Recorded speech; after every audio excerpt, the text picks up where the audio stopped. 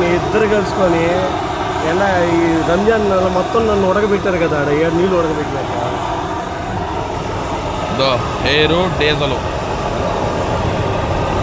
Air డీజిల్తో పొయ్యి ready.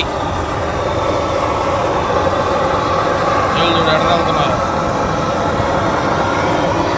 గ్యాస్తో పనిలే, air diesel. Place ఎక్కువ వస్తాయి,